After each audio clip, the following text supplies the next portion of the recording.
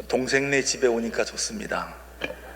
제가 제일 맏형이고 최동목 목사님 둘째고 저 활빈 둘에 한양국 목사님이 셋째입니다.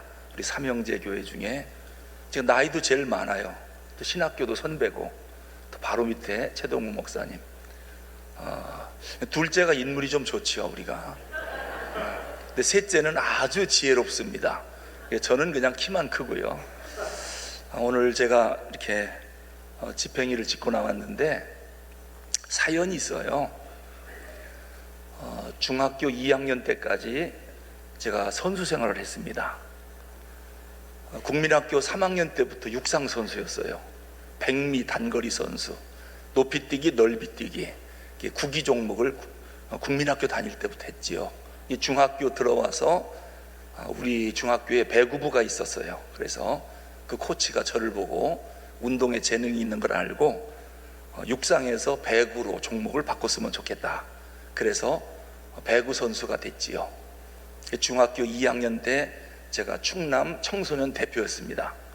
높이뛰기 했으니까 점프가 제자리에서 80, 90cm를 뛰었으니까 중학교 2학년 때 키가 179였습니다. 그래서 점프하면 네트가 요 밑에 있었어요. 또 제가 힘이 좋잖아요. 제가 한번 스파이크 하면은 누구도 받을 수가 없어서 한양대학교에서 그 감독이 저를 보고 오랜만에 꿈나무가 하나 자라고 있다. 충남 예산에서, 제가 고향 예산이거든요. 그래서 아주 주목을 받은 선수였었는데 그만 중학교 2학년 때 전국대회를 앞두고 합숙훈련 들어갔다가 부상을 당했어요. 고관절하고, 오른쪽은 고관절, 왼쪽은 발목 두 군데를 다쳤는데 50년 전 옛날 시골에서 병원에 갔더니 의사가 오진을 했어요. 좌골신경통이라고. 그러니까 침 맞고 민간요법을 해도 계속 아픈 거예요. 열은 펄펄 나고. 근데 그게 염증이 생겨가지고 이 뼈가 골절이 됐는데 치료를 안 받아서, 그래서 그게 골수염이 됐습니다. 골수염은 뼈가 녹아 들어가는 거거든요. 그래서 뼈가 1cm, 2cm, 3cm, 무려 10cm가 녹아 피고로 다 빠졌어요. 그러니까 골반 그리고 대퇴골, 허벅지 뼈 10cm가 녹아서 나가버린 거예요. 그 고통, 여러분 뼈를 깎는 고통이라고 하죠. 제가 청소년 시절에 얼마나 고통을 겪었는지, 결국은 사람이 아프다 보면 죽게 되거든요. 근데 병원에서 사망 진단서를 받았어요. 못 산다. 근데 옛날에는 죽으려면 집에 가서 죽으라고 하거든요. 그래서 병원에서 오늘 밤 넘기기 어렵다 하니까 빨리 객사하지 말고 집에 가 죽으라. 그래서 제가 집으로 퇴원을 한 겁니다. 근데 우리 어머니가 안 보여요. 항상 어머니가 제 옆에 있었는데, 근데 엄마가 어디 갔냐면 우리 아버지가 일찍 돌아가셨어요. 30살에 돌아가셨으니까. 제가 7살 때, 만 6살 때 돌아가셨기 때문에 아버지 얼굴도 잘 기억이 가물가물한데, 아버지 죽고 외아들인데 저 하나 바라보고 살다가 아들이 이렇게 죽게 생긴 거예요. 그러니까 장례식은 내가 안 보겠다. 나 외갓집에 가 있을 테니까 장례 치르고 나면 나한테 연락하면 그때 집에 오시겠다고 어머니가 외갓집으로 가셔버린 거예요. 아들 살아있는 것만 보겠다. 근데 안방에 누워있는데 밖에서 동네 아저씨들이 뭐라고 그러냐면은 뭔가 달가닥 거려요. 그래서 내가 혹시 엄마가 밖에 있나 하고 가만히 들어보니까 이거 너무 적은 거 사온 거 아니야? 애가 키가 커서. 그게 뭐죠? 관이에요, 관. 우리 아버지가 키가 크시거든요. 그래서 아버지 돌아가셨을 때 제 기억이 뭐냐면은 관이 적어가지고 발밑에 뚜껑을 열었어요. 그리고서 안방에서 나가는 걸 제가 봤거든요. 기억이 충격받아가지고 아빠 발이 이렇게 보이는 거예요. 배로 싼 게. 충청도 예산은 탈관이거든요. 산에 가서 관을 빼서 불태우고 시신만 땅에 넣는 게 장례 습관입니다. 그 순간 나는 사는 줄 알았는데, 이거 내가 관 갖다 놓고 큰애 정리하는 거 보니까 내가 죽나 보다 이런 생각이 들더라고요.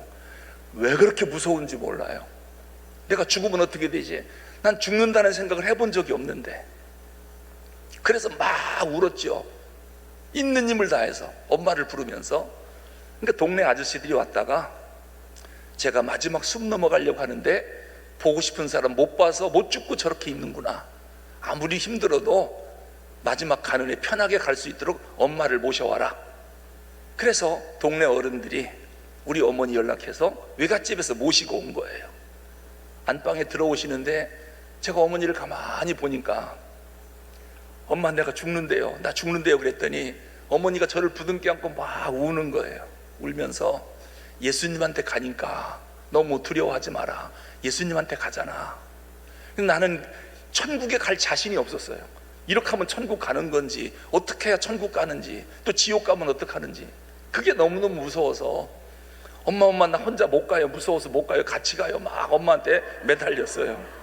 그러니까 엄마가 먼저 가서 기다리면 엄마가 금방 갈게 하고 나를 부둥켜 안고 막 통곡하고 울고, 난 엄마 품에 안겨서 울고, 그러다가 숨이 멎었어요. 의사가 와서 사망 진단서를 끊고, 충청도는 사람이 죽으면은 칠성판에 깔고 7토막을 묶어요. 여러분 다 아시죠? 칠성판이 널빤지에다 묶어서 아랫목에 탁 놓고 병풍을 쳐놓습니다. 그리고 그 다음날, 난 애들이기 때문에 3일장이 아니라 그 다음날 날 밝으면 아버지 산수 밑에다 묻으려고 그렇게 된 거죠. 근데 우리 위에 누나가 둘 있고 제가 셋째 외아들이고 내 밑에 여동생 사남매거든요. 우리 아버지가 30살에 사남매 나놓고 돌아가신 거예요. 그러니까 이 핏덩어리들을 놓고 우리 어머니가, 근데 아들 하나 이거 바라보고 살았는데 이게 또 죽게 생겼습니다. 근데 우리 누님이 동생이 죽는다고 하니까 살아서 얼굴 보라고 막 전보를 쳤는데, 지금처럼 핸드폰이 있는 것도 아니고 급히 읍내에서 집으로 왔는데 동생이 딱 묶여 있는 겁니다. 그러니까 우리 누나가 왜 내 동생을 묶어놨냐 막 다 풀어내키고 막 흔들어대고 일어나라고 통곡하고 울으니까 동네 아저씨들이 그냥 울게 놔둬라, 까지가 다시 묶으면 되지. 근데 새벽녘까지 울다 누나가 그러더래요. 살았다. 그러니까 우리 누나가 뭘 봤냐면 제 목을 보니까 여기서 맥이 팔딱 뛰더라는 거예요. 여러분, 산자와 죽은 자는 어떻게 차이가 나죠? 산자는 움직이는 거 보면 사는 거예요. 근데 꼼짝 안 하면 그 죽은 거거든요. 어느 교회 집사는요, 신앙이 살았대요. 아무것도 안 해요. 근데 자기는 신앙이 살았대요. 그건 죽은 거예요.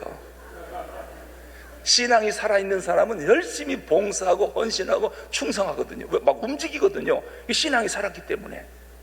제가 움직이니까 우리 누나가 있다가 아저씨들한테 빨리 얘를 병원에 다시 데리고 가자. 그래서 이제 이거 가다가 또 죽을 텐데, 죽는다고 해서 퇴원시킨 거거든요. 근데 가다가 죽으면 어떡하냐. 그래도 저 살아있는 제 원한을 풀어줘야 된다. 중간에 죽더라도. 이게 저를, 옛날엔 교통편이 없으니까 마차 있죠, 마차, 소가 끄는 거, 마차에다 나를 싣고 읍내로 뛰는 겁니다. 그리고 새벽녘에 병원에 갔더니 안 받아주는 거예요. 아니 어제 퇴원시켰는데 왜 왔냐는 거죠. 하도 애원하니까 영안실 옆에 17호실이라고 빈 방이, 이게 시체 대기실이거든요. 사람이 죽으면 그냥 냉동실에 넣는 게 아니라 하룻밤 여기 놔뒀다가 냉동실에 넣거든요. 근데 거기다가 나를 넣어놓은 겁니다. 그렇게 하고 이제 곧 죽기를 바라는데 이게 안 죽는 겁니다. 하루가 가도 안 죽고 이틀이 가도 안 죽고 일주일째 가도 안 죽으니까 간호사가 와서 어쨌든 체온을 재고 주사를 놓잖아요. 주사를 놓고 빼면은 이 엉덩이에서 피구름이 분수처럼 나오는 거예요. 쫙쫙 빠져나오는 거거든요. 다 상해가지고. 여러분, 사람 썩은 냄새가 얼마나 지독한지 알아요? 너무너무 지독합니다. 사람 썩은 냄새는요. 전 저희 교회에 암 환자, 말기 환자들이 이제 안수기도 받으러 와요. 그러면 다 막 어떤 분은 가슴에 암이 생겼는데 구멍이 뻥 뚫려서 심장 뛰는 게 보이더라고요. 이 썩은 냄새가 이루 말할 수가 없어요. 근데 이제 안수기도 할래도 처음에는 냄새 때문에 못 하겠더라고요. 그래서 제가 하나님께 기도했어요. 하나님, 냄새 좀 안 나게 해달라고. 그래야 내가 사랑하는 마음으로 안고 기도하지, 이 냄새 때문에 기도를 못 한다면 이게 목사가 말이 됩니까 했더니 어느 순간부터 그런 환자가 와도 냄새가 안 나는 거예요. 이것도 하나님의 은혜예요. 그래서 하나님이 기적을 일으키고 치료하고 살려주고 이런 경험들을 목회하면서 많이 했거든요. 내가 죽었다 살으니까 죽으려는 사람 하나님이 또 살려주는 것 같아요. 이러다 보니까 교회가 1000명, 2000명, 4000명, 5000명까지 막 폭발적으로 부흥하는 거예요. 이런 부흥을 경험하는. 근데 어쨌든 그런 가운데 병원에 가서 일주일이 가도 안 죽으니까 의사가 그럼 수술 한번 해보자. 그리고 수술대 위에 나를 올려놨어요. 올려놨는데 뭐 수술이 뭐 있습니까? 쭉쭉 째면 그냥 피구로 뽑아내는 거죠. 새로 피를 넣고 빼내고. 하다 의사가 안 되겠으니까 틀렸다. 니들이 닫아라. 그리고 그냥 닫아놓고 그냥 다시 붕대로 감아서 실으시려다가 또 넣는 겁니다. 근데 의사들이 보통 10cm, 15cm를 쫙쫙 째놨거든요. 그럼 다시 꿰매야 될 때는 재봉틀로 박듯이 총총 꿰매줘야 되잖아요. 그런데 3번밖에 안 꿰맨 거예요. 그러니까 이게 쩍쩍 벌어지잖아요. 제가 그것 때문에 재수술을 했어요. 흉터가 너무 커가지고. 그러니까 의사들이 포기한 겁니다. 이거 죽을 시체를 뭘 제대로 꿰맬 필요가 없잖아요. 그래서 그냥 묶어가지고 넣어놨는데 마지막 의사가 수술이나 한번 해보자고 수술대 위에 올려놓고 이제 마지막 인사하래요. 그래서 우리 이제 누나들이 와서 다 인사하고 마지막에 우리 어머니가 와서 영근아 나다 그래요. 이렇게 보니까 여러분 사람이 죽을 때 어떻게 되는지 알려줄게요. 이렇게 보니까 목소리는 낯익은 목소리인데 어머니 목소리니까. 근데 얼굴을 보니까 까맣게만 보이지 형태가 안 보이는 거예요. 아마 시력이 죽었나 봐요. 시신경이. 근데 낯익은데 엄마라고 한 번만 불러봐라 하는데 엄마가 무슨 뜻인지 기억이 안 나요. 엄마가 뭐지? 여러분도 곧 그렇게 될 테니까 저만 그런 게 아니라 제가 죽을 때 알려주는 거예요. 그렇게 되면 죽는 거예요. 엄마가 뭔지 기억이 안 나는데 그때 내 마음에 무슨 생각이 떠오르냐면은 어려서부터 교회 다녔으니까요. 예수님이면 나를 살려줄 수 있을 텐데 그 생각이 들면서 이 어린애 신앙이 참 중요한 거예요. 예수님 나 한 번만 살려주세요. 나 살고 싶어요. 막 몸부림을 쳤어요. 한 번만 살려주면 난 이제 운동선수 안 하고 목사님 될 테니까 나 좀 살려달라고. 그러니까 옆에 의사가 있다가 예산 장로교 허수봉 목사님이라고 마지막 임종예배 드리러 와서 임종예배 드렸거든요. 드리고 어머니가 마지막 얼굴 보는데 목사님이 거기서 막 눈물 흘리면서 너무 불쌍해가지고 죽는 게 뻔한데 저렇게 살려달라고 예수님을 찾으니까 의사가 그러더래요. 목사님한테 가서 나는 예수 안 믿지만 하나님이나 예수님이나 누가 있다면 저렇게 살고 싶은 애기 저거 살려줘야 되는 거 아니냐. 목사님한테 항의했답니다. 빨리 좀 살려주라고. 이게 목사님이 그래요. 아무 할 말이 없었다고 그냥 울고만 있었대요. 제가 임종예배를 2번 봤거든요. 여러분 임종예배 한 번도 안 드렸죠? 저는 임종예배를 2번 받은 사람이에요. 근데 또 살았잖아요. 누가 병들었다고 죽으랍니까? 병들었다고 죽는 게 아니에요. 건강하다고 오래 사는 것도 아니고 사람은 사명 따라 살지 사명 끝나면 오늘 밤 다 떠나게 돼 있습니다. 이 사명이 있으면 병들었다고 죽는 게 아닙니다. 그때 내가 예수님 막 부르는데 3번 음성을 들었어요. 이게 나는 하나님이 우리에게 음성을 들려준다고 하잖아요. 그럼 어린 마음에 하늘에서 영근아 하면은 주여 누굽니까? 난 이렇게 들릴 줄 알았거든요. 그런데 내 마음 깊은 데서 사랑하는 아들아 하는 거예요. 음성이 들리는 거예요. 참 신비한 체험이죠. 깜짝 놀랐어요. 그 순간 내가 무슨 생각했느냐, 예수님이다 이런 생각이 들더라고요. 근데 조금 있으니까 내가 너를 일으켜 주리라 그래요. 또 한참 있으니까 내가 너를 반드시 일으켜 주리라. 3번 음성을 듣고 순간 무슨 생각이 들었냐, 살았다라는 생각을 했어요. 그런데 의사는 틀렸대요. 그러면서 니들 덮으래. 나는 살았다는데 넌 의사들은 틀렸다. 난 그래서 인간의 마지막은 하나님의 시작이라고 생각해요. 여기까지 가면 이제 하나님이 하십니다. 그리고 병실에 다시 넣어놨는데 체온이 39도 40도까지 올라가다가 체온이 점점점 떨어지는 거예요. 이건 썩어가는 게 멈췄다는 거거든요. 썩어가는 게 멈췄어요.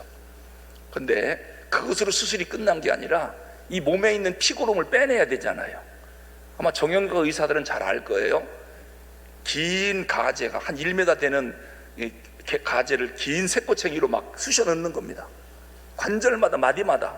그래서 피를 빨아내도록 수혈하고 피 빨아내고, 넣다 뺐다 아침 저녁으로 한 번씩 하는데 뼈에 아직 신경은 살아있잖아요. 마취도 안 하고 막 집어넣어 버립니다. 사람이 한 번 들 때 악 하고 비명 지르고 기절해 버려요. 그 눈 뜨고 나면 새로 다 끼고 나갔어요. 뭐 여기저기 허리, 엉덩이 다 집어넣고 또 발목에도 4군데나 집어넣고 나가는 거예요. 이렇게 아침에 와서 하고 저녁에 가면 막 누렇게 피고름이 나오거든요. 야, 그놈 이쁘게 잘 빠진다 하고 쑥쑥 빼내는데 빼내다가 기절해 버리는 거예요. 너무너무 아파가지고. 그러면 또 새롭게 끼고 가고, 넣다 뺐다 이걸 얼마나 했느냐? 한 달? 한 달이면 내가 얘기도 안 해요. 3개월, 1년, 2년, 3년을 했어요. 넣다 뺐다 3년을. 수도 없이 피가 나오는 거예요. 피고름이. 이러니까 뼈가 녹아서 다 나온 겁니다. 그러니까 고관절하고 대퇴골뼈가 10cm가 녹아 나가버린 거예요. 그리고서 밑에 있는 뼈가 위에 골반으로 철커덕 올라서 붙어버린 겁니다. 그러니까 다리가 10cm가 짧지요. 그러면서 내가 관절이 안 움직이니까 그때부터 안진뱅이가 된 겁니다. 그래서 제가 안진뱅이로 양쪽에 손에다 슬리퍼를 끼고 비료 푸대를 엮어서 허리에 묶고, 그리고서 앉아서 안진뱅이가 돼서 하루아침에 이 선수 생활했던 이 튼튼한 몸이 하루아침에 발목은 다 녹아버렸죠. 이쪽은 고관절 다 녹아버렸죠. 그러니까 하루아침에 안진뱅이가 된 거예요. 정신은 말짱하고 머리는 팽팽 돌아가는데 몸이 안진뱅이니까 무슨 생각이 드느냐? 이렇게 살아서 뭐하나? 나 때문에 우리 집은 완전히 먹구름이에요. 아들 하나 있는 게 안진뱅이가 됐으니 집은 빚이 산더미고 살리려고 별의별 방법을 다 썼으니까요. 그래서 그때 어린 마음에 나만 죽으면 그래도 살아있는 사람은 엄마랑 누나들이 살겠지, 이게 이제 철없는 내 생각이죠. 그래서 자살을 2번이나 시도했어요. 내 생명을 끊어버리려고. 근데 자살의 미수에 그치니까 또 고통스러운 거예요. 2번째 자살 미수에 그쳤을 때 우리 누나가 서울에서 왔어요. 그러면서 뭐라고 하냐면은, 나도 살고 싶지 않다, 너랑 같이 죽자. 그러면서 딱 한마디만 하더라고요. 우리 어디 가서 확인해 볼 게 있다. 그래서 뭐요? 그랬더니 서울 독립문 쪽에 가면 예언하는 유명한 권사님이 계신데 그 권사님한테 가서 한번 예언기도 받아보자. 누나가 너는 하나님이 택했기 때문에 운동선수 길로 안 가고 목회자의 길을 가라고 이 고난을 줬는데 네가 자꾸 자살하면 어떡하느냐. 하나님이 택했나 안 택했나 그거 알아보고 안 택했다면 너랑 나랑 같이 죽자는 거예요. 누나하고 약속을 하고 그때 이제 교복을 입었어요. 입고 장항선 열차를 타고 서울역에 내려서, 그때 나는 난생 처음 서울에 와봤습니다. 예산 촌놈이 처음 기차 타고 서울에 와서 서울역에서 독립문 쪽까지 찾아 갔어요. 걸음도 못 걷는데. 그때 그 권사님이 누구냐면, 혹시 들어본 적 있는지 모르겠습니다. 현신의 권사님이라고 들어보셨나요? 네, 그분이 그렇게 옛날에 치유사역자, 예언사역자였어요. 옛날에는 그런 훌륭한 권사님들이 계셨는데 그때 그렇게 기도를 많이 한 거죠. 요즘은 그런 권사님 찾아보기가 너무 어려워요. 이제 그 집을 물어물어 찾아갔더니 사람이 너무 많은 거예요. 내가 발 디딜 틈이 못 들어가겠는 거예요. 밖에 서서 누나랑 둘이 서성거리고 있으니까 옆에 있는 사람이 그래요. 여기 오늘 기도 못 받는데요. 그러면서 쌍벽을 이루는 권사님 또 한 분이 계신데, 예언자, 치유사역자, 현신의 권사님하고 오히려 예언은 그쪽이 더 강하다는 거예요. 치유사역은 현신의 권사님이 강하고. 그래서 어디냐 그랬더니 이 독립문에서 가까운 곳에 황 권사님이라고 미랄재단을 창립하신 권사님이 계신데, 그 권사님도 거기 가면은 혹시 기도 받을지 모르겠대요. 주소를 주길래 그쪽으로 막 물어물어 찾아갔더니 거기도 사람이 많은 거예요. 그랬더니 그냥 막 비집고 해. 나는 오늘 택했나 안 택했나 이거 알아야 되거든요. 안 택했으면은 누나랑 둘이 죽어야 되고, 그리고 택했다면 이제는 죽으면 안 되잖아요. 그거 알으려고 왔기 때문에 기도한다고 이제 예배 다 끝나면은 기도를 하는데, 내가 1번으로 기도받고 싶어요. 빨리 확인하고 난 또 예산으로 내려가야 되니까요. 그래서 막 비집고 틈을 하고 이 방석을 2개 놓고 누우면은 이마랑 가슴에 손을 얹고 안수기도 해줘요. 근데 내가 가서 얼른 누웠지요. 1번으로. 그랬더니 나를 가만히 보시더니 그 권사님이 학생 일어나요. 맨 나중에 받아 그래요. 맨 나중에 기도 받으래요. 그래서 그냥 거기서 나와가지고 이제 옆에 구석에서 앉아 있었어요. 그 많은 사람 다 기도해서 보내고 누나랑 나랑 둘 남았는데 우리 누나를 기도해주고 이제 내가 마지막으로 누웠어요. 근데 나는 다리가 다 오그라붙었기 때문에 누우면 다리가 하늘로 가요. 쫙 펴지는 게 아니라 이게 굳어가지고. 그러니까 권사님이 저를 보더니 학생이 일어나요. 그래서 내가 일어나서 앉았지요. 나 기도 받으러 왔는데요. 그랬더니 하시는 말씀이 이 누추한 곳에 참 위대한 종들을 하나님 보내주셔서 감사합니다 그러는 거예요. 그래서 나는 그때 안수기도 받을 때 신사들도 많이 와 계셨거든요. 훌륭한 목사님들이 많이 왔다 가는 줄 알았어요. 근데 뭐라 그러냐면은, 근데 그대로 얘기할게요. 여인의 손으로 위대한 하나님의 종 머리에 손을 얹을 수가 없습니다. 기도 못 해줍니다 그래요. 그게 무슨 말인지 금방 알아듣잖아요. 하나님이 나를 택했나 안 택했나 그거 알아보려고 갔는데 우리 누나가 있다 나한테 확 달려들면서 봐라 하나님이 너 택하지 않았냐. 둘이가 막 그냥 통곡하고 울었죠. 권사님이 한참 있다가 그래도 권사님 기도 받으러 왔으니까 기도해 주십시오 그랬더니 그러면 머리에는 내가 손을 못 대겠고 등에다가 손을 얹고 기도해도 되겠습니까 그래요. 아니 교복 입은 어린 학생 안진뱅이한테 그런 얘기를 하는 거예요. 해 주십시오 그랬더니 등에다 대고 예언 기도를 해주는 거예요. 앞으로 하나님이 너를 어떻게 쓸 거다 하는데 여러분 현실감이 너무 없는 거예요. 이 시골에서 올라온 안진뱅이 그 학생한테 하나님이 너에게 이런 교회를 줄 거고 이런 5대양 6대주를 다니며 목회하게 할 거고 하면서 복음의 나팔로 저를 쓸 거라고 얘기해 주니까 너무 현실감이 없는 거예요. 이게 될 일입니까 이게? 근데 맨 마지막에 뭐라고 말씀하냐면 내가 그거 얘기하고 싶어서 그러는 거예요. 네가 온전한 종이 되기까지 바울의 가시가 있으리라. 온전한 종이 되면 바울의 가시를 하나님이 뽑아준대요. 난 그때 바울의 가시가 뭔지도 몰랐어요.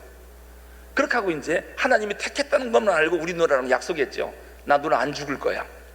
난 이제 공부 열심히 해서 나 훌륭한 목사님 될 거야. 그리고서 이제 시골로 내려왔습니다. 그리고 옛날에 4년 전에 다녔던 중학교 2학년 때 여름에 6월 달에 다쳤으니까요. 그 학교를 갔더니 저를 자퇴 처리한 거예요. 4년 동안 안 오니까. 그래서 그 교장님한테 사정해서 나 공부 좀 하게 해달라. 나 목사님 돼야 된다. 그랬더니 그러면 운동할 때 학교에 공원을 많이 세웠으니까 3학년, 중학교 3학년으로 들어가서 그냥 1년만 다니면 중학교 졸업장 주겠대요. 그래서 입학이 허락이 다시 떨어진 겁니다. 제 입학이. 그래서 중학교 3학년으로 제가 들어간 거지요. 들어가서 보니까 아는 게 아무것도 없는 거예요.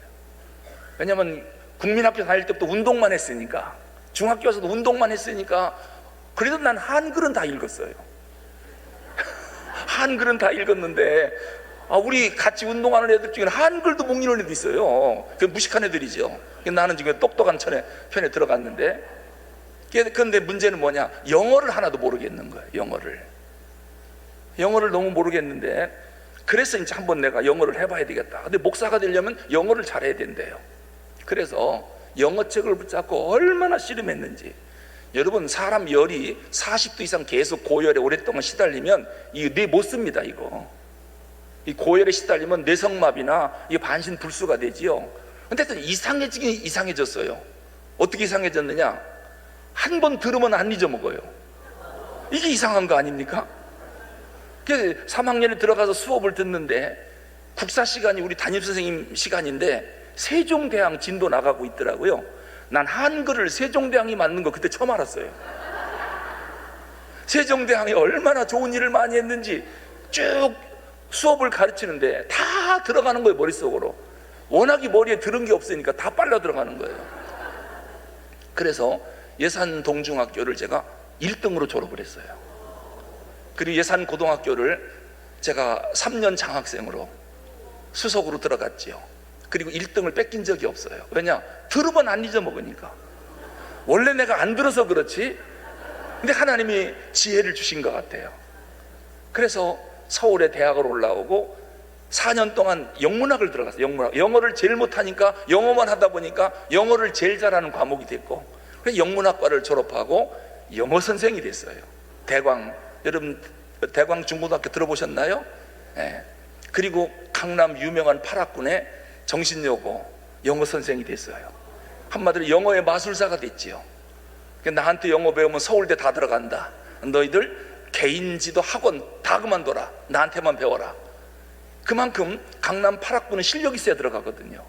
거기서 이제 스카웃돼서 제가 8학군의 선생이 된 거예요. 그런데 문제는 뭐냐? 제가 대인 기피증이 있었어요. 엄마하고 둘이만 집에 있다가 안진뱅이가 밖에 나가면은 사람 보는 게 부끄러워가지고 꼼짝 못하는 거예요. 이게 대인 기피증이 생겼죠. 엄마랑 평생 살다 보니까 그렇게 돼버린 거예요. 그러니까 하나님이 목사 만들려면은 이렇게 많은 사람 앞에 서서 설교를 해야 되는데 대인 기피증이 있으면 설교 못 하잖아요. 그러니까 하나님이 저를 대광중학교 선생으로 보낸 거예요.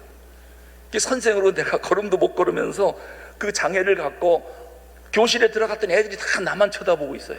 얼마나 부끄러운지. 그렇게 5년을 가르치다 보니까 이제는 남학생들은 대인 기피증이 없는 거예요. 그런데 여학생이나 여자분 앞에서는 꼼짝 못하는 거예요.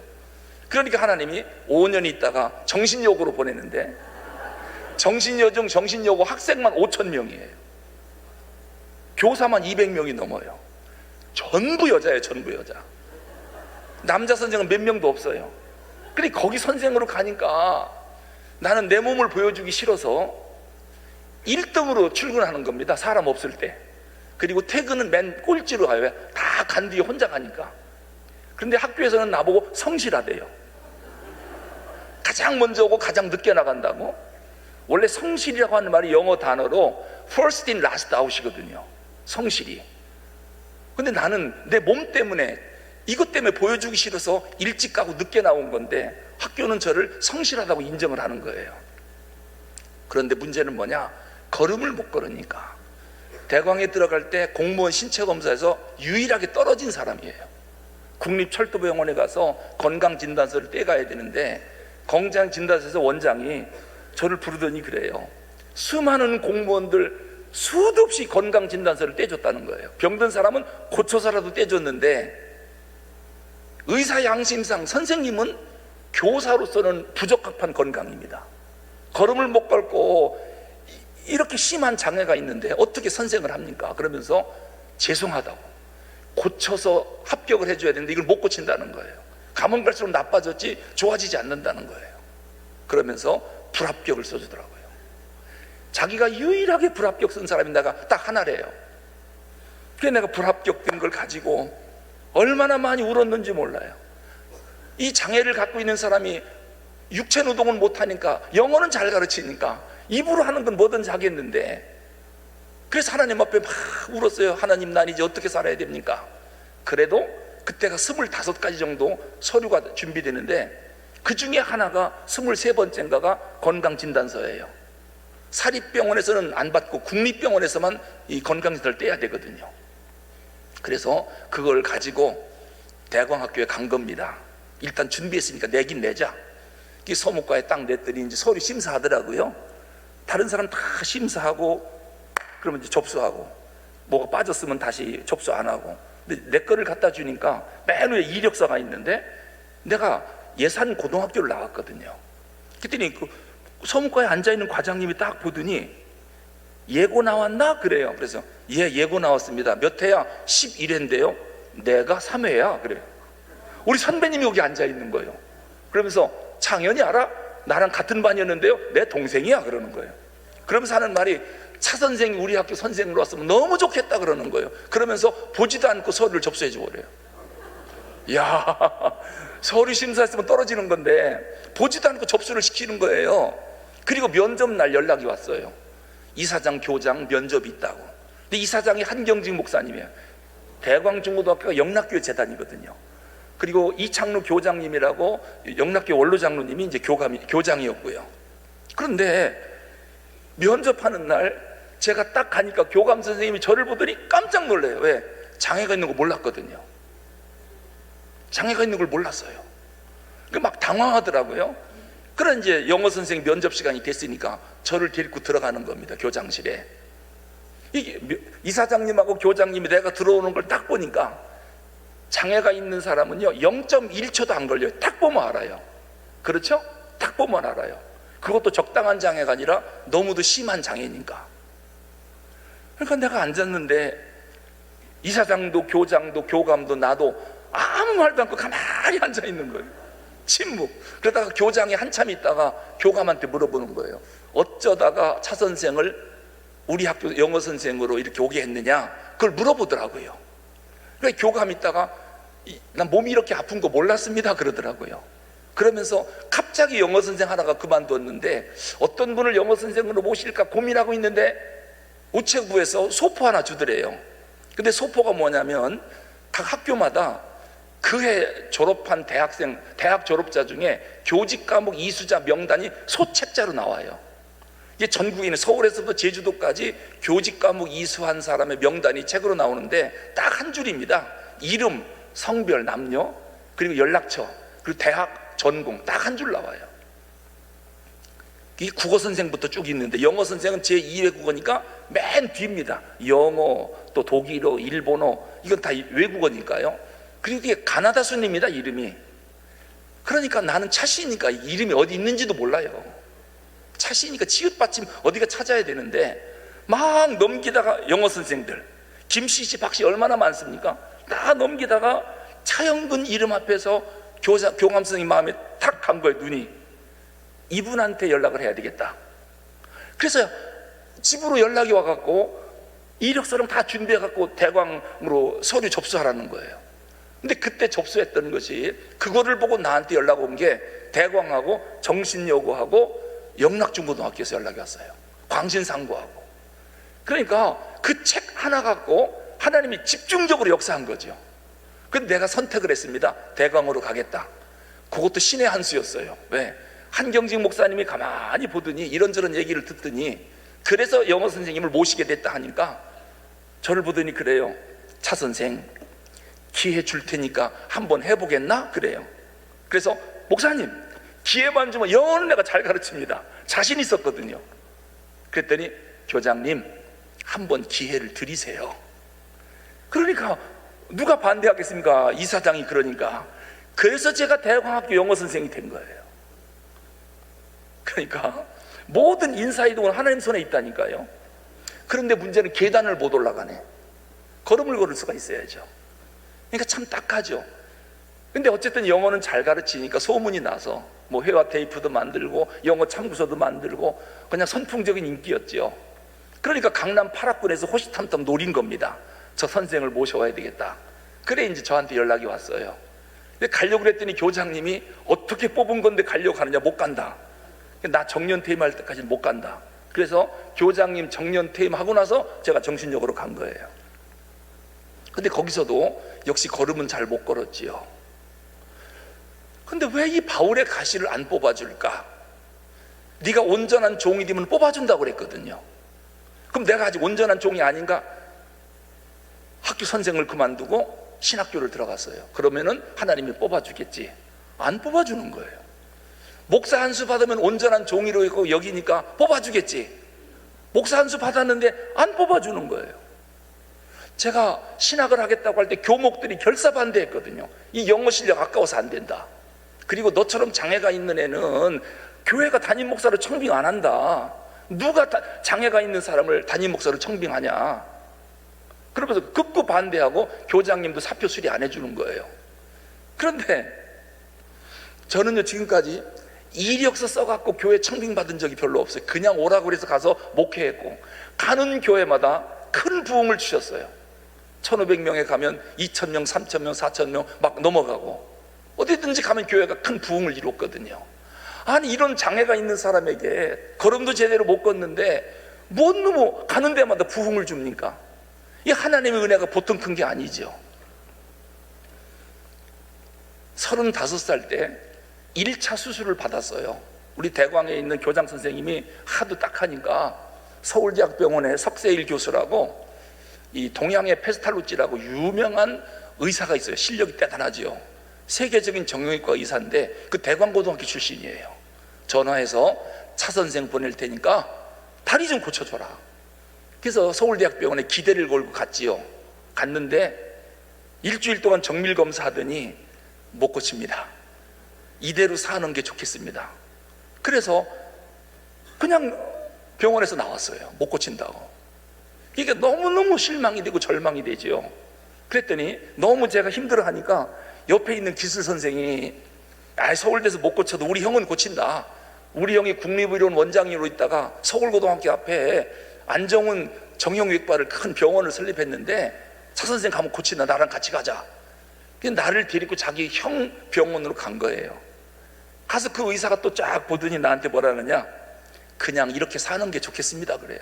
똑같은 얘기 하는 거예요.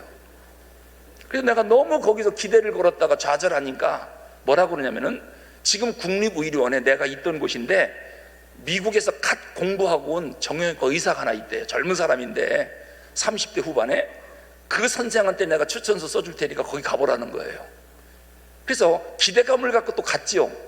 근데 내가 이제 기다리다가 거기서 막 기도하고 있었어요. 그랬더니 의사가 기도하는 걸 봤어요. 그리고 나보고 뭐라냐면은, 목사님입니까? 그러는 거예요. 그래서 아닌데요 그랬더니, 그분은 나를 목사님이라고 불러요. 기도했다고. 그러면서 뭐라 그러냐면은, 목사님, 하나님께 고쳐달라고 아무리 기도해 보세요, 그 짧아진 다리가 늘어나나 못 고칩니다. 하나님 못합니다. 그러나 나는 합니다 그래요. 이 사람은 예수 믿는 사람이 아니거든요. 하나님 해보래요, 기도해보래요. 그 고쳐지나 안 고쳐진다는 거예요. 그런데 난 합니다 그래요. 근데 우리는 뭐라 그래요? 하나님이 의사를 붙여서 나를 고친다라고 그렇게 해석을 하잖아요. 좋은 의사를 만나는 것도 하나님의 은혜거든요. 근데 그 의사가 저를 갖고 실험을 한 겁니다. 10cm는 못 늘려요 의학적으로. 왜냐하면 늘리면은 뭐 정형외과 의사들 여기 있으면 아시겠지만은 힘줄 핏줄 신경이 다 늘어나야 되기 때문에 피가 안 통하고 다 마비가 돼서 다 썩어버린답니다. 오래 놔두면 다시 원상회복시켜야지. 이게 처음부터 조금밖에는 못 늘리는 거예요. 의사가 뭐라 하냐면은 3번에 걸쳐서 내가 늘리겠대요. 3번에 걸쳐서. 그러면서 1차 수술할 때 3cm 늘렸어요. 아직도 7cm가 짧아요. 그 대신 특수구두, 특수의료기 보장기구를 차고 걸음을 걸었지요. 관절이 움직이니까, 고관절을 넣었으니까요. 그리고 그걸 가지고 불편하게 19년을 썼어요. 19년 후에 수명이 다 돼갖고 다시 교체하러 갔더니 두 번째 수술해서 또 3cm 늘려줬어요. 그래도 4cm가 짧은 거예요. 그래도 먼저보다는 훨씬 낫지요. 그 다리를 갖고 목회를 한 겁니다. 어디든지 가면 부흥을 이루고. 그리고서 12년을 쓴 게 작년이에요. 12년. 근데 또 아픈 거예요. 병원에 갔더니 또 수명이 다 됐대요. 그러면서, 그런데 조금만 좀 더 써보면 어떻겠냐고. 왜냐하면 이번 3번째 수술하면 이제 마지막 수술이 돼야 된다는 거예요. 나이도 이제 70이 되니까. 그래서 조금만 더 써보자. 그런데 다리가 좀 현찮고 아프고 통증이 오니까, 그때가 작년 2월 15일 날 우리 교회 행사가 있었거든요. 외부 강사들이 오고. 또 그냥 괜히 분주해갖고 빨리 샤워하고 교회 가야 되겠다고 막 움직이다가 넘어졌어요. 넘어지니까 고관절 깨지고 허벅지 뼈가 8조각이 나버린 거예요. 와장창 다 바사삭 깨져버린 거예요. 너무 아파서 기절했어요. 그리고 이제 한양대 병원 갔더니 손 못 댄대, 큰 병원으로 가래요. 나를 수술했던 의사 저 수원에 가 있는데 연락했더니 빨리 자기한테 오라는 거예요. 거기를 갔더니 엉덩이에서 무릎까지 쫙 열어놓고 조각 맞추는 겁니다. 조각 깨진 거 와이어로 묶고 맞추고 묶고 해가지고. 근데 의사가 그랬거든요. 3번째 수술은 딱 맞춰주겠다고. 그런데 피를 너무 많이 흘리고 마취과에서 이거 생명이 위독하다, 빨리 닫으라 하도 외치는 바람에 그냥 닫아버렸어요. 그래서 수술 끝났는데 도로 다리가 짧은 거예요. 의사한테 이거 왜 안 했습니까? 그랬더니 사람이 중내산이 이 조각 맞추다가 시간 다 갔다는 거예요. 8시간 수술했는데. 그러면서 이젠 마지막 수술했으니까 불편해도 이렇게 살으래요. 그러면 하나님이 바울의 가시를 뽑아준다고 그랬는데 내가 아직도 온전한 종이 안 됐나? 아직도 온전한 종이 안 됐나? 제가 53년째 기도하고 있었거든요. 언제입니까? 그런데 2월 달에 수술하고 7월 달까지 회복이 될 줄 알았더니 자꾸 아픈 거예요. 이상하다. 그래가지고 다시 병원에 갔어요. 왜 자꾸 아프냐 그랬더니 아하, 이거 큰일 났구만. 이 인공관절 넣은 것이 이게 뼈가 굳지도 않았는데 막 속에서 움직이고 있답니다. 지탱을 못 해주니까 막 인공관절 밑으로 막 뚫고 내려오는 거예요. 무릎 있는 쪽으로. 그러니까 아프니까 걸음을 못 걷죠. 어떻게 해야 됩니까 했더니 다 뽑아내고 새로 수술해야 된대요. 7월 달에 또 8시간 걸쳐가지고 재수술을 다시 했어요. 다리를 뗐다 붙였다. 살을 다 째놓고. 그러면서 의사가 뭐라냐면은 수술 끝났는데 우리 사모 보고 내려오라고 그래요. 그러면서 수술하면서 엑스레이를 찍으니까 엑스레이를 딱 찍은 걸 보여주면서 드디어 완벽하게 맞췄다 그러더래요. 그러니까 두 다리가 똑같아진 거예요. 그래서 똑같아진 거예요. 이제 3일째 되는 날 의사가 올라왔어요. 올라와가지고 일어나 보래요. 그래서 제가 일어나가지고 딱 섰더니 두 다리 뒤꿈치가 땅에 딱 닿는 거예요. 이게 53년 만에 15살 때 쓰러진 이후로 68세, 내가 올해가 69세니까 53년 만에 처음으로 두 다리가 땅에 닿는 거예요. 그래서 그때 너무너무 감격해서 하나님, 제가 온전한 종이 됐습니까? 은퇴 앞두고 진작 좀 고쳐주시지. 그럼 두 다리 튼튼한 거 갖고 얼마나 뛰어다니면서 목회를 더 신나게 했겠습니까? 근데 이제서 두 다리를 딱 맞춰줬으니 여러분, 두 다리가 땅에 닿는다는 건요 기가 막히는 애입니다. 여러분들은 실감이 안 나죠? 맨날 다니까. 한 53년 동안 그렇게 장애를 갖고 살아보세요. 이게 얼마나 감격스러운지. 그러니까 제 구두가 전부 특수 구두입니다. 보조기 상사가서 특수로 맞추는 거거든요. 그거 다 버리고 우리 사모가 다 갖다 버리고 지금 정상적인 구두를 사줘서 신고 있어요. 제가 한번 보여드릴게요.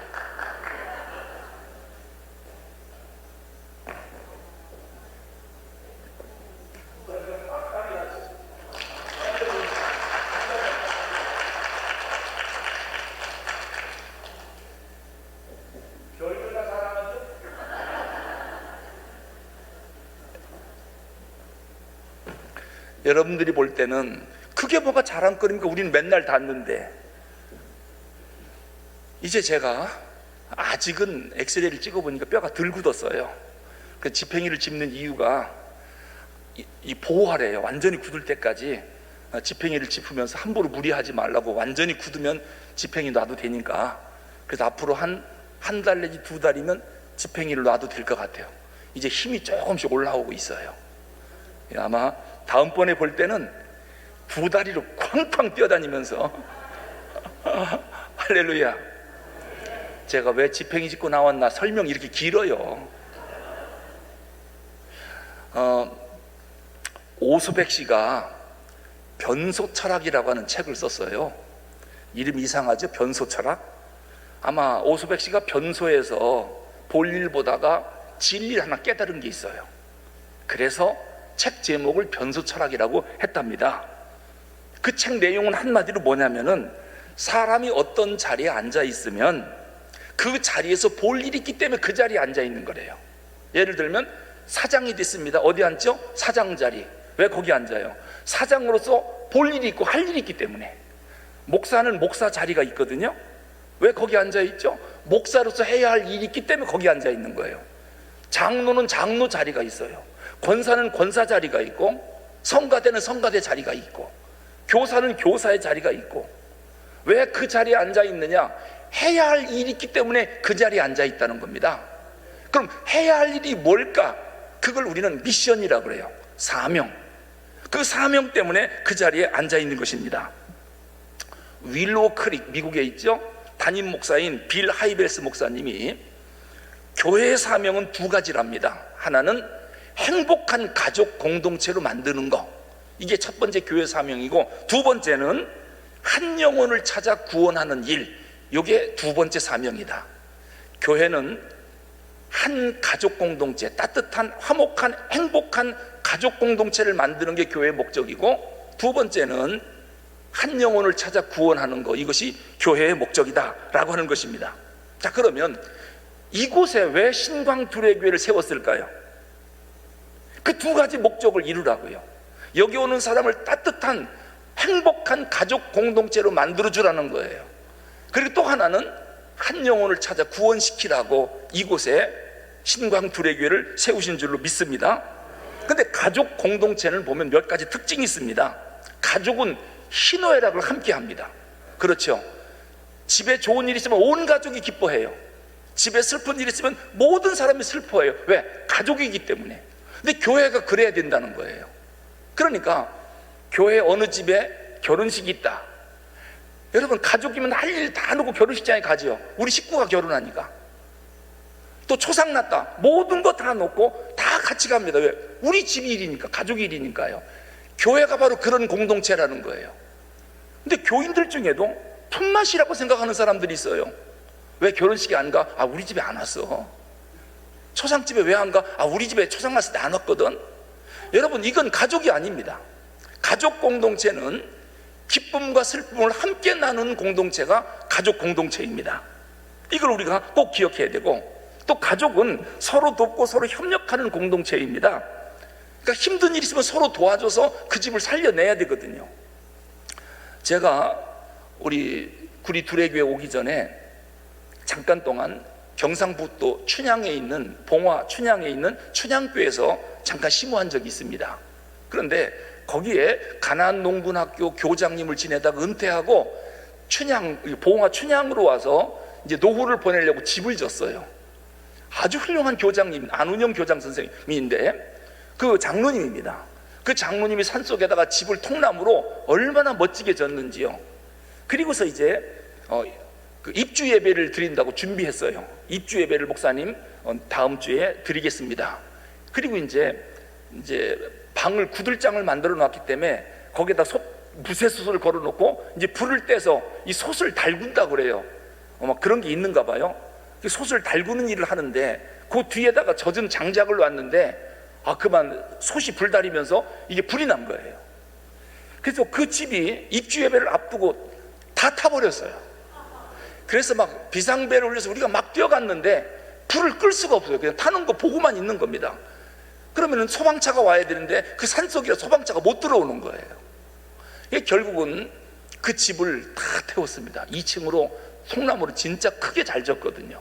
그 교장 선생님이 손님이 많이 오니까 그 2층은 예배실로 만들었습니다. 오면 여기서 자고 예배 드리고 그런 공동체 훈련하려고요. 참 잘 졌어요. 다 타버린 거예요. 그래서 제가 그 다음 주일날 교회 가서 이제 우리 춘향교회 나오셨으니까 제가 교인들에게 광고했어요. 안운영 교장 선생님 집이 다 불탄 거 여러분 알죠? 교인들도 많이 갔거든요. 그런데 집이 다 불탔으니 어떻게 하면 좋습니까? 이건 우리 집이 불탄 거랑 똑같습니다. 교회는 가족 공동체거든요. 교인들한테 장로님 집 우리 져드립시다, 이렇게 광고를 했어요. 그리고 집 짓는 헌금을 하겠다 그랬더니요, 교인들이 알았습니다 하고 막 헌금을 하는데 어떤 분은 은행에서 융자를 받아 갖고 왔어요. 융자를 받아서 헌금을 한 겁니다. 장로님 집 져드리자고. 그래가지고 그 헌금을 다 모아가지고 장로님들하고 제가 들고 갔습니다. 장로님 집 새로 지세요. 장로님이 너무너무 감격을 해가지고, 근데 나중에 그 장로님 그 자녀들이 그래도 어떻게 교회한테 집 져달라고 하느냐, 장로가 돼갖고 우리 아들 형제들이 짓는데 도와주겠다. 그것도 그렇고 일단은 교회가 헌금한 거니까 이걸로 집 지세요. 그래서 집을 또 멋지게 졌습니다. 여러분, 한 번은 제가 방주교회 사역할 때 그 교회에 초상이 났는데 그제 아버지가 돌아가셨는데 장례를 못 치른대요. 그래서 왜 그런가 했더니 병원비가 밀려가지고 병원비 정산 안 하니까 시체를 안 내준다는 거예요. 제가 갔는데 그런 딱한 사정을 들은 겁니다. 그래서 돌아와가지고 주일날 교인들에게 그랬습니다. 아무개 성도가 초상이 났는데 장례를 못 치릅니다. 그러니까 우리 헌금합시다. 그러니까 그래도 3,000명, 4,000명 넘는 이 많은 교회 교인들이 십시일반하면 그 병원비, 장례비 그거 못 나오겠습니까? 헌금을 했더니 마음껏들 한 겁니다. 그래가지고 장례 치르고 모든 거 다 해결하고도 돈이 남아서 그 집에 차를 한 대 사줘갖고 장사할 수 있도록 그 사업자금까지 마련해 줬습니다. 이게 교회 공동체입니다. 그럼 그 교회를 성도들이 신뢰할까요, 안 할까요? 그렇죠. 왜냐, 우리는 한 가족 공동체이기 때문에. 이게 교회입니다. 힘들고 어려운 사람 보고 모르는 체 한다. 이게 무슨 가족입니까? 전 우리 그 다산 두레교회 우리 성도들 걱정하지 말라고 합니다. 마음 놓고 죽으라고 합니다. 장례 다 치르실 테니까. 배고프고 힘들고 등록금 없으면 무조건 교회 오라고 합니다. 이게 가족 공동체거든요. 그 다음에 가족 공동체는 미래의 교인이 될 사람, 아직 예수는 안 믿지만 앞으로 예수를 믿을 사람, 그 사람도 확장된 의미의 우리 가족입니다. 그러니까 예수 안 믿는 사람 우리 교인이 아니다, 우리 가족이 아니다, 아닙니다. 앞으로 예수를 믿어 구원받을 사람이거든요. 이것을 칼 라너 현대신학자는 익명의 그리스도인이라고 했어요. 익명의 그리스도인. 아직 교회는 안 나오지만 장차 전도받아 예수 믿어 구원받을 사람, 우리 가족이라는 겁니다. 그러다 보니까 온 나라 백성들 중에 가족 아닌 사람이 없는 겁니다. 전부 가족입니다. 가족. 지금 예수를 안 믿어서 그렇지 앞으로 믿으면 우리 가족이거든요. 그러니까 동네 무슨 일이 있다 하면은 교회가 앞장설 수밖에 없는 겁니다. 왜요? 우리 가족 일이니까요. 그랬더니 동장도 구청장도 너무너무 교회를 좋아하는 겁니다. 그러니까 교회가 부흥하고 성장하지요. 하여튼 코로나 이후 성장하는 교회는 신광두레하고 다산두레밖에 없어요. 둘째로 교회 사명은 한 영혼을 찾아 구원하는 일입니다. 이게 아주 중요한 사명입니다. 그러니까 교회가 관심을 어디에 둬야 되느냐? 하나님 마음에 둬야 되거든요. 하나님 마음. 그럼 하나님이 어떤 마음을 갖고 계실까? 이 하나님 마음에 교회의 관심을 집중해야 됩니다. 그래서 오늘 설교 제목을 제가 하나님의 마음과 교회의 관심이라고 정한 것입니다. 근데 하나님의 마음을 가장 잘 알 수 있는 성경이 어디냐? 누가복음 15장입니다. 그래서 이 마틴 루터가 그런 얘기했습니다. 성경 66권 가운데 나는 누가복음 15장만 있으면 된다. 왜요? 거기에 하나님의 마음이 탁 나타나 있기 때문에. 그만큼 누가복음 15장이 중요한 것이죠. 누가복음 15장의 비유가 3개가 나오죠.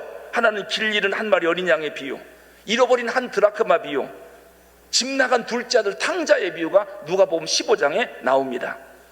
이 세 비유를 보면 하나님이 어떤 마음을 갖고 있는가를 알 수 있고, 우리 신광두레교회는 거기에 관심을 가져야 됩니다. 하나님의 마음에. 길 잃은 한 마리 양, 이거 무지해서 길 잃어버렸어요. 아니면 못돼 갖고 주인 안 따르니까 자기 마음대로 돌아다니다가 길을 잃어버린 거거든요. 말 안 듣는 양일 수도 있습니다.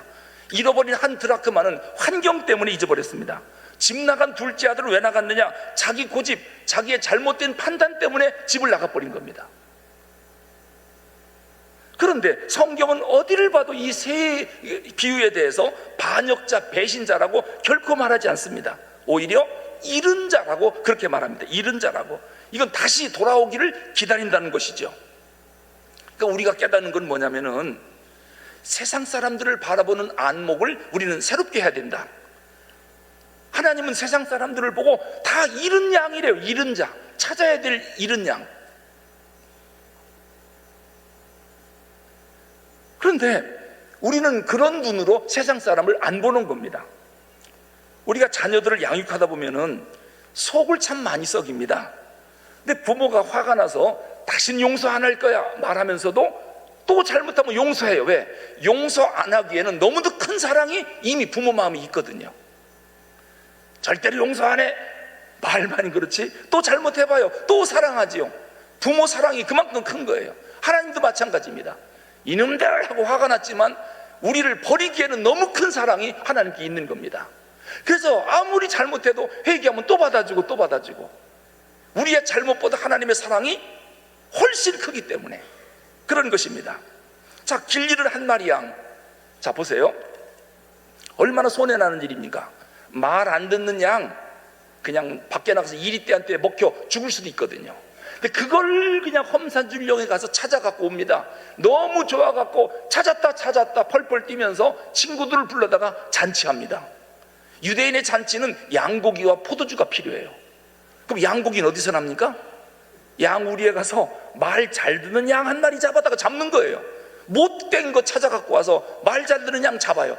이 하나님의 사랑은 계산하면 안 된다니까요. 계산하는 사랑이 아닙니다. 오늘 집 나간 탕자 이야기를 우리가 읽었습니다.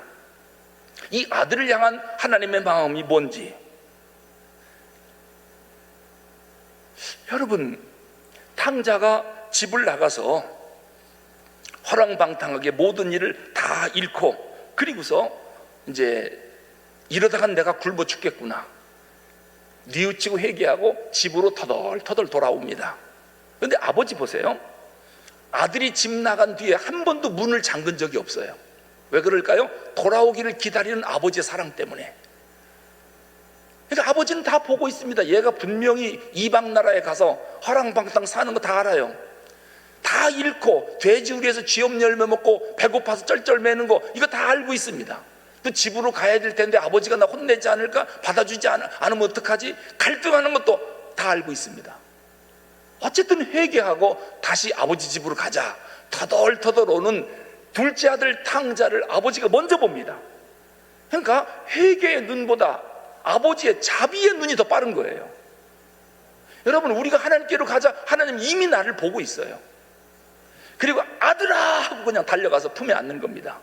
그리고 너 그 많은 재산 어디다 쓰고 왔냐 한 번도 물어보지 않습니다. 왜요? 그것보다 아버지의 사랑이 훨씬 크거든요. 네가 살아서 돌아온 거 이거 하나만 갖고도 수많은 재산 난 관심 없다. 너만 돌아오면 된다. 이게 아버지의 마음입니다. 그때 이 아들은 어떻게 해야 됩니까? 염치 없잖아요. 다 잃고 왔으니까.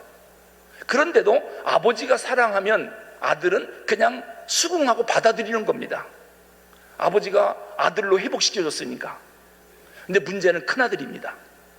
큰아들이 집에서 풍악이 울리고 잔치하는 소리가 나니까 들에서 일하다가 딱 와서 보니까 이게 뭔 일인가? 종을 불렀습니다. 야, 이게 뭔 일이냐? Your brother has come. 당신의 동생이 오늘 집에 왔습니다. Your brother예요. 당신의 동생이. 그러니까 아버지가 나와서 Your brother has come. 네 동생이 오늘 집에 왔다. 아버지가 너무 기뻐서 잔치하는 건데, 이 큰아들은 뭐라고 합니까? 아버지 아들이면 내 동생 아닙니까? 근데 내 동생이라고 안 합니다. Your son이라고 합니다. 당신의 아들이 왔는데 왜 잔치합니까? 그러니까 내 동생으로 받아들이지 않는 겁니다. 이게 우리 교인들의 약점입니다. 새 가족이 하나 오면 잃었던 아들이 돌아온 거거든요. 그럼 부둥켜 안고 같이 울고 기뻐하고 잔치를 벌여야 되는데, 여러분, 교인들 간에 서로 갈등을 일으키고 싸우는 사람들 가만히 보면요, 진짜 독사의 눈을 갖고 있습니다. 절대로 용납하고 받아들이질 않습니다. 근데 우리 재직들은요, 어떤 마음을 갖고 성도들을 환영해야 되냐면은, 일단 새 가족이 왔다, 요거 잃었던 아들이 돌아오는 거예요. 하나님의 관심이 오직 거기에 있거든요. 그럼 교회의 관심도 거기 가져야 돼요.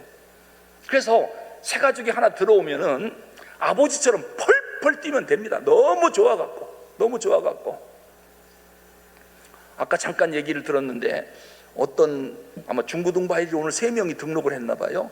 근데 어떤 아이들이 교회 적응을 못하고 잘 안 나오려고 했는데, 오늘 아마 그 중고등부에 가서 소개하니까 막 학생들이 막 여러 가지 환영을 했나 봐요. 그때 애들이 마음이 싹 바뀌었대요. 여기 나오고 싶어갖고. 이거거든요. 새 가족이 하나 옵니다.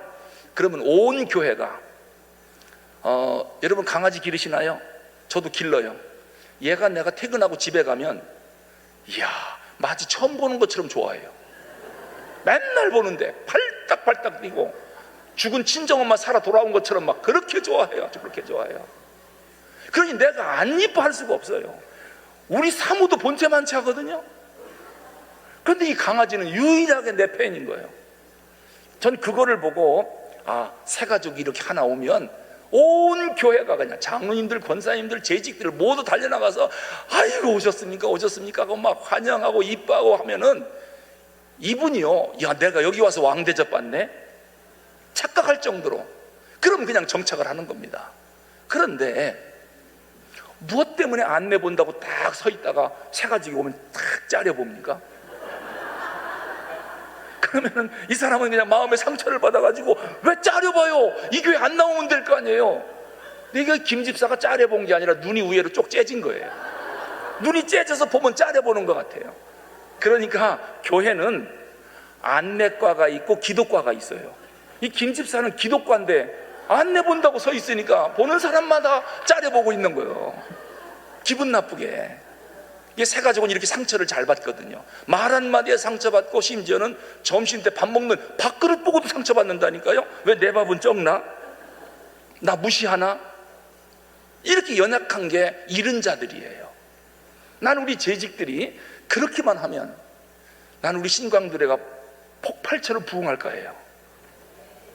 하여튼 오면 세 가지 꼭 물어보세요. 첫째, 만족했을까? 안내 보는 사람, 내 오늘 안내가 새 가족들에게 만족했을까? 만족하면 다음 주에 또 와요.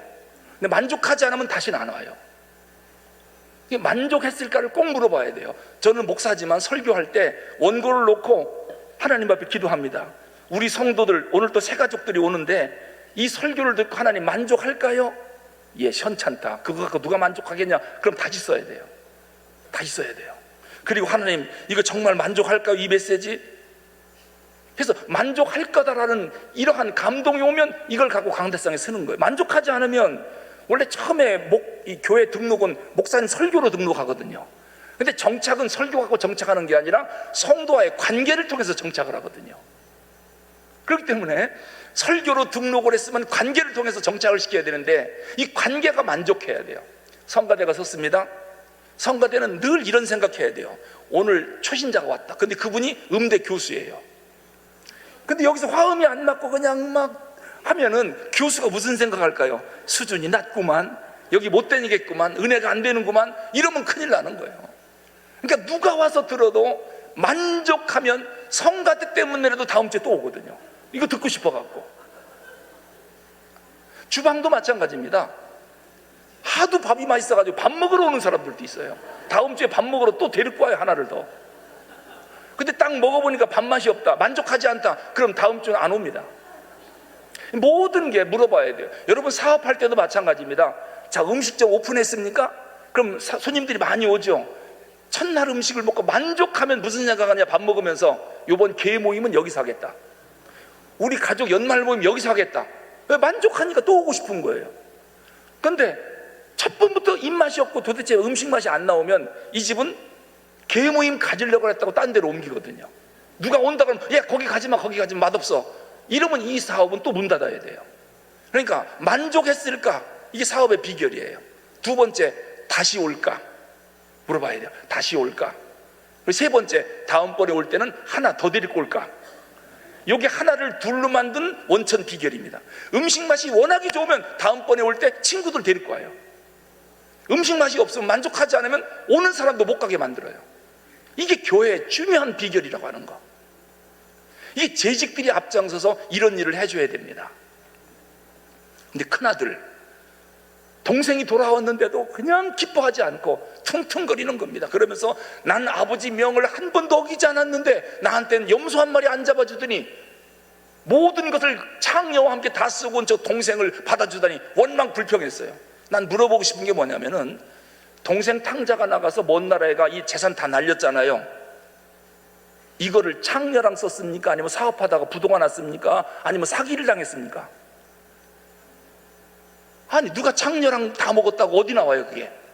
그 지 생각이에요, 지 생각. 왜 그렇게 부정적인지 몰라요. 형이 돼갖고 어떻게 창녀랑 다 먹었다고 누가 말했습니까? 이웃이 알려줬습니까? 그 동네 사람이 알려줬습니까? 아니면 탕자가 와서 나 창녀랑 다 쓰고 왔다 이렇게 말했습니까? 아니잖아요. 형 혼자 생각하는 겁니다. 창녀랑 다 썼다고, 창녀랑 다 썼다고. 여러분, 우리가 사람을 평가할 때 왜 이렇게 나쁘게만 평가해요? 재직들은 그러면 안 돼요. 좋은 얘기를 해야지. 누가 막 좋은 얘기하면 그렇지 않을걸 하면서 이상하게 나쁜 얘기 해버려요. 그럼 사람들은요, 긍정적인 얘기에 귀담아 들어요, 나쁜 얘기에 귀담아 들어요. 우리는 본능이 타락했기 때문에 좋은 얘기는 금방 잊어먹어요. 듣고 싶지도 않고, 나쁜 얘기는 그냥 쏙쏙 들고 또 그냥 열심히 전화합니다. 김 집사, 너한테만 얘기해, 아무한테도 얘기하지 마. 그러면서 나쁜 얘기 다 얘기합니다.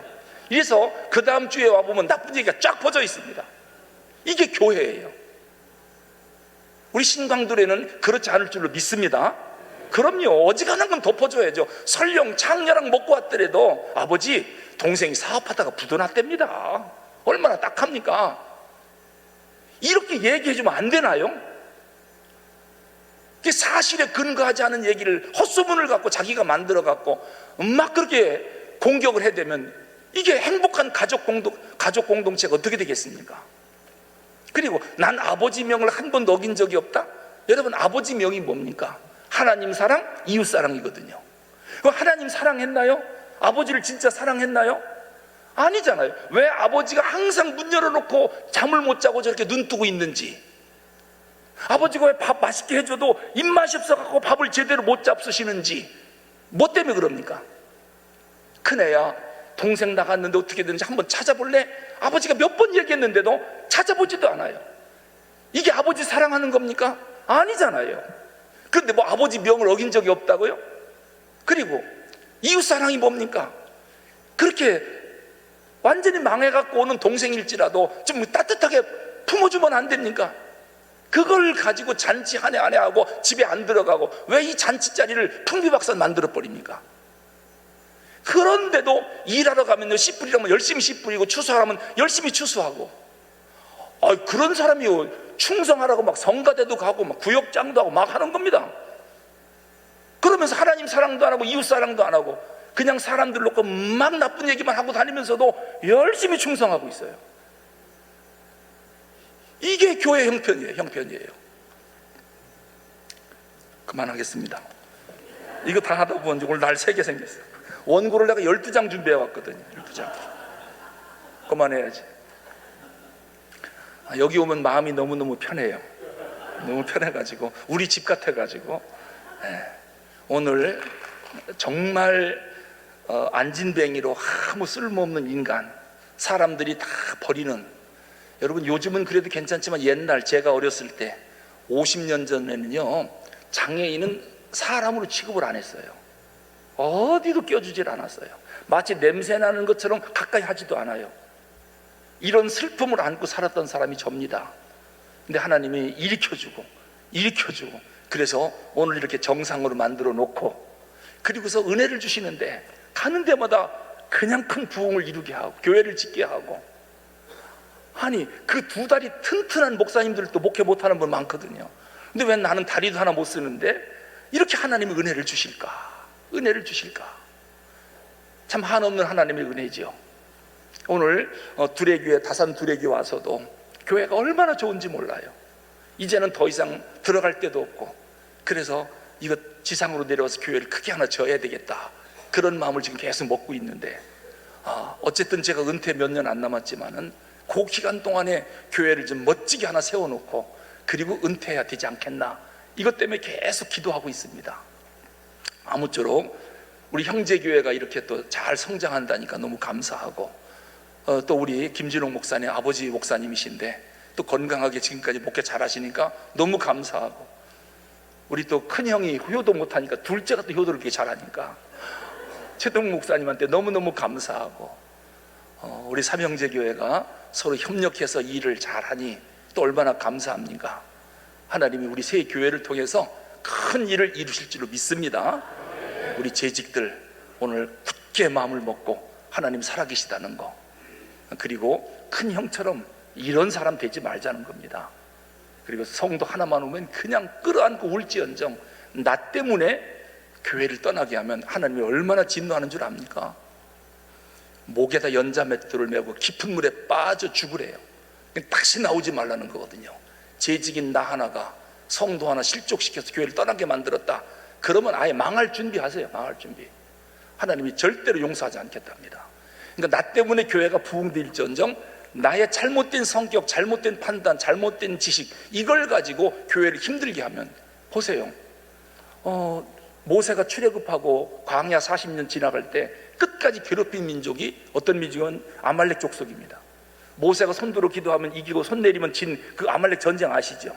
아말렉은 후미에서 이스라엘 백성들을 그렇게 괴롭혔습니다.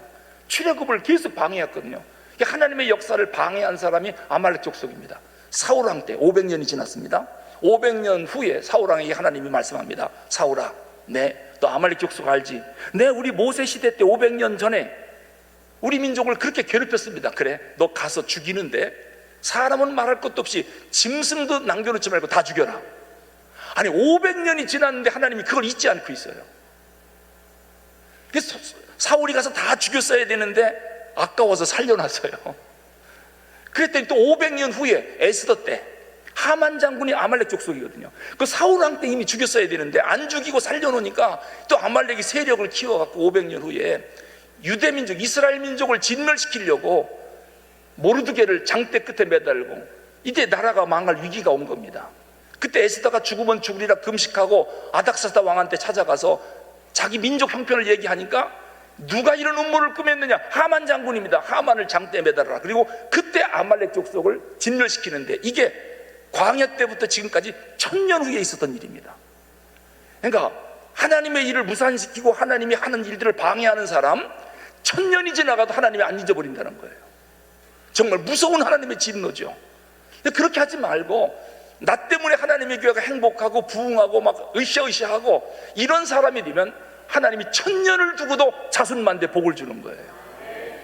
기도하겠습니다. 하나님 아버지, 오늘 재직 헌신 예배 드리며 올 1년도를 멋지게 출발하고 싶습니다. 하나님은 살아계십니다. 이곳에 신광 두레교회를 세우신 것은 목적이 있어서 세우셨고 우리를 직분 주어서 그 일을 맡게 한 것도 사명이 있기 때문에 우리에게 귀한 직분 주신 줄로 믿습니다. 주님, 우리는 연약하지만 성령님 도와주시면 이 일을 능히 감당하고도 남을 줄로 믿습니다. 금년도는 우리 신광 두레교회가 폭발적으로 부흥하여 큰 일을 이루는 한 해가 되게 하여 주옵소서. 이 일에 우리 재직들을 마음껏 사용해 주시기를 간절히 원합니다. 행복한 가족 공동체 꼭 만들게 해주시고 한 영혼 구원하는 공동체로 세워 주시옵소서. 우리 주 예수 그리스도 이름으로 기도하옵나이다. 아멘.